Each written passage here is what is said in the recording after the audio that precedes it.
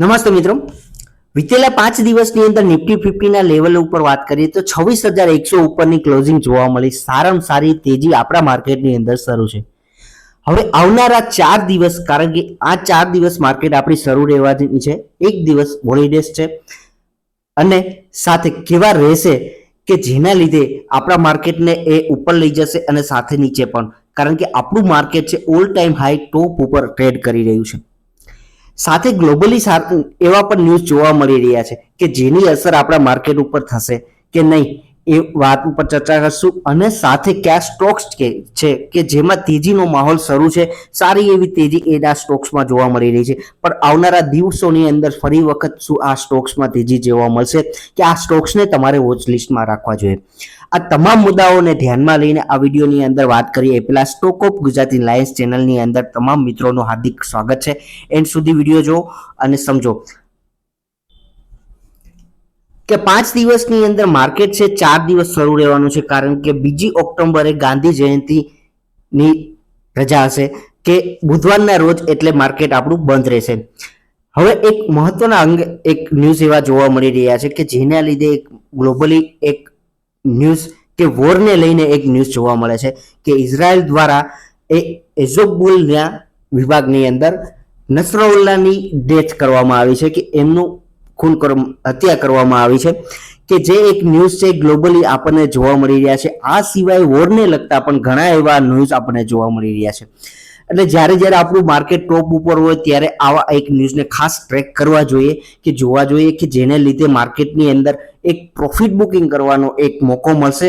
તો આ શું ખાસ ન્યૂઝ ઉપર શું ઇમ્પેક્ટ પડશે આ ખાસ જોજો મિત્રો, કારણ કે જ્યારે માર્કેટ આપણું ટોપ ઉપર સારા એવા આઈપીઓની બજાર ચાલુ છે ત્યારે આવા ન્યૂઝને ખાસ ટ્રેક કરવા જોઈએ. આ સિવાય એક સારા સમાચાર પણ આપણને જે વિતેલા 5 દિવસમાં જોવા મળ્યા હતા કે ચીન માર્કેટની અંદર એનું ઇન્ડેક્સ છે કે જે એની અંદર 12.5% બેઝની અંદર પણ સારી એવી 12.50% બેઝમાં તેજી જોવા મળી, કે એમના દ્વારા કે રેટ કટ કરવામાં આવ્યો, કે રાતોરાત એકાએક એમનો જે ઇન્ટરેસ્ટ રેટ વ્યાજ દર છે 2.85 થી ઘટાડી કે 0.50 બેઝનો રેટ કટ કરવામાં અને 2.35% બેઝ ઉપર, એટલે કે 0.50 નો રેટ કટ કરવામાં આવ્યો. કે આપણા માર્કેટ માટે શું એક સારા સમાચાર કે આ ક્ષેત્રમાં ખાસ તેજી જોવા મળી. તો એમાં એ તેજી છે સ્ટીલ અને મેટલ ક્ષેત્રની અંદર, ખાસ ટાટા સ્ટીલ જેવી લાર્જ કેપ કંપનીની અંદર 8.5% બેઝમાં એવરેજ આપણને તેજી જોવા મળી. હવે આવનારા 5 દિવસની અંદર આ સ્ટોકમાં ખાસ એ વોચ લિસ્ટમાં રાખવા જોઈએ. અને સાથે બીજી એવી કંપની હિન્ડાલ્કો ઇન્ડસ્ટ્રીઝ, કે હિન્ડાલ્કોની અંદર પણ સારી એવી તેજી 8% બેઝની અંદર જોવા મળી. સાથે બીજા એવા ગ્લોબલી એક ન્યૂઝ પણ આપણને જોવા મળી રહ્યા છે કે જ્યારે બ્રેન્ટ ક્રૂડ ઓઇલ કે જેની ઉપર ખાસી સારી એવી નજર તમારી રહેવી જ જોઈએ, કારણ કે વોરના ન્યૂઝ જોવા મળતા હોય ત્યારે પહેલું ઇન્ડિકેશન તમને મળતું હોય તો એ ક્રૂડ ઓઇલ છે. ખાસ અત્યારે લેવલ 70 ની નીચે આપણો ક્રૂડ ઓઇલ ટ્રેડ કરતો જોવા મળે છે, કે બ્રેન્ટ ક્રૂડની વાત કરીએ તો એવરેજ 72 નો ટ્રેડ જોવા મળ્યો છે. એનો ખાસો એવો ફાયદો આપણને ઓઇલ માર્કેટિંગ કંપની કે પેટ્રોલિયમ કંપનીની અંદર સારી એવી તેજી જોવા મળી, કે જે 5 દિવસની અંદર 6.5% એવરેજ 7% બેઝમાં સારી એવી તેજી જોઈ. આ સિવાય બીજી કંપની કે જે પેટ્રોલિયમ કંપની કે બીપીસીએલ, કે જેની અંદર પણ એવરેજ 10%ની પણ તેજી આપણે જોઈ. સારી એવી કંપનીઓ 3 કંપની એચપીસીએલ, બીપીસીએલ અને આઈઓસી, અને સાથે એચપીસીએલમાં પણ સારી એવી તેજી તમે મિત્રો જોઈ, કે જેની અંદર 10%નો પર્સન્ટેજ બેઝમાં તેજી જોઈ. હવે આ 3 કંપનીઓને ખાસ મિત્રો ધ્યાનમાં રાખજો. લાંબા ગાળા માટે આ 3 કંપની ધ્યાનમાં રાખવા જેવી છે. જ્યારે ઘટાડો મળે ત્યારે આ કંપનીઓને ખરીદી શકાય, અને લાંબા ગાળે ગ્રીન એનર્જી પર સારું એવું કામ કરી રહી છે. સારી એવી તેજી જોઈ છે. હવે આવનારા 5 દિવસની અંદર આ ક્ષેત્રની અંદર શું ફરી તેજી જોવા મળશે, કે ઓઇલ માર્કેટિંગ કંપનીમાં શું પ્રોફિટ બુકિંગ, કે પેટ્રોલિયમ કંપનીમાં પ્રોફિટ બુકિંગ જોવા મળશે. આ સિવાય ઇન્ડિયાના એક ન્યૂઝ એવા પણ જોવા મળી રહ્યા છે કે જે નિર્મલા સીતારામન, કે જે આપણા ફાઇનાન્સ મિનિસ્ટર ઉપર અને સાથે જેપી નડ્ડા ઉપર એક ઇલેક્ટ્રો બોન્ડ ને ધ્યાનમાં લઈ એક એફઆઈઆર થયેલી છે, કે જે એફઆઈઆર છે બેંગ્લોરના કોર્ટ દ્વારા એફઆઈઆર કરવામાં આવી છે. અને સાથે બીજું એ એફઆઈઆર છે ખાસ એ બળજબરી થ્રુ એટલે કે એક્સકોર્ડિંગ થ્રુ મની જપ્ત કરવાની, કે જે બોન્ડ થ્રુ ખરીદવાની એક લાલચની થ્રુ એક આ થયેલી એફઆઈઆર છે.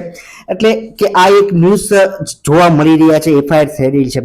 પણ જે એફઆઈઆર છે એનું અત્યારે આપણા માટે ધ્યાનમાં એ રાખવાનું છે કે આવનારા સમયની અંદર આ જે કોર્ટ દ્વારા એમનું આઉટકમ શું આવે, કે જેનું આઉટકમ છે એ 10 ઓક્ટોબરના રોજ જોવા મળવાનું છે. ખાસ બીજી વસ્તુ કે જે ન્યૂઝ હતા એ આપણે જોયા, પણ આ જે આવનારા 10 ઓક્ટોબરના જે આઉટકમ છે એટલે કે એમનું હાઈકોર્ટ દ્વારા જે સુનાવણી છે એ શું જોવા મળશે, આની ઉપર ખાસી એવી નજર હોવી જોઈએ. ઇલેક્ટ્રોન બોન્ડ, જ્યારે ચૂંટણીનો માહોલ પણ આપણા ભારત ઘણા રાજ્યોમાં ચૂંટણીનો માહોલ જે છે એને પણ ધ્યાનમાં લઈને આ ન્યૂઝ જોવા મળી રહ્યા છે.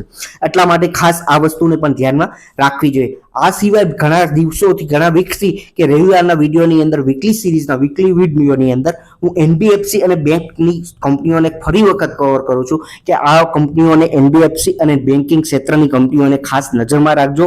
સારી એવી તેજી એમાં છેલ્લા 2 વીકથી જોવા મળી રહી છે અને આવનારા સમયની અંદર પણ આ ક્ષેત્રમાં તેજી રહી શકે, કારણ કે ભારતની અંદર જ્યારે યુએસ માર્કેટ અને ગ્લોબલી લેવલે રેટ કટ થઈ રહ્યો હોય ત્યારે આવનારા સમયની અંદર ઇન્ડિયન માર્કેટ પણ એ ધ્યાન રાહ જોઈ રહ્યું હોય કે આપણા માર્કેટની અંદર રેટ કટ ક્યારે.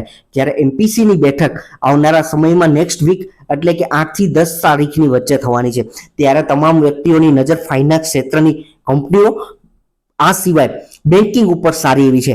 એમાંના લીડરશિપ કહી શકીએ એવી કંપનીઓ કે બજાજ ફાઇનાન્સ, કે જે કંપનીમાં વિતેલા 5 દિવસની અંદર 2% તેજી જોવા મળી, અને આની સાથે B2 એમનો જ એટલે કે સાથે બજાજ ફિનસર્વ કે જેની અંદર પણ 4% જેટલી તેજી જોવા મળી, કે સાથે આ ગોલ્ડ પ્રોવાઈડ કરતી, ગોલ્ડ ફાઇનાન્સની ક્ષેત્રે કામ કરતી કંપની કે મુથુટ ફાઇનાન્સ કંપની, કે જે કંપનીની અંદર 0.3% બેઝની અંદર 2.75% બેઝની અંદર પણ સારી એવી તેજી જોઈ. હવે આ તમામ કંપનીઓની, એનબીએફસી સેક્ટરની, આ સિવાય હાઉસિંગ કંપનીઓ, ગોલ્ડ ક્ષેત્રની કંપનીઓ અને સાથે બેન્કિંગની તમામ કંપનીઓને મિત્રો ખાસ નજર રાખજો. સારી એવી એક તેજી જોવા મળી. હવે આવનારા વીકની અંદર શું કઈ આવનારા સમયમાં ઇન્ડિયા લેવલે કે રેટ કટના ન્યૂઝ જોવા મળશે, કે આ બધી વસ્તુ ધ્યાનમાં રાખજો મિત્રો, કે સારામાં સારી તેજી આ ક્ષેત્રમાં પણ આવશે. હવે આ વિડીયોની અંદર તમામ મિત્રો મારી દ્રષ્ટિએ કવર કરેલા છે. એન્ડ સુધી વિડીયો જોયો છે તમામ મિત્રોનો ખૂબ ખૂબ આભાર. ફ્રી ઓફ વાળું કામ છે, સબસ્ક્રાઇબ કરવું, તમારા મિત્રો સાથે શેર કરવું, અને જો તમને વિડીયો પસંદ પડ્યો છે મિત્રો તો લાઇક બટન કરવાનું ના ભૂલતા. Thank you.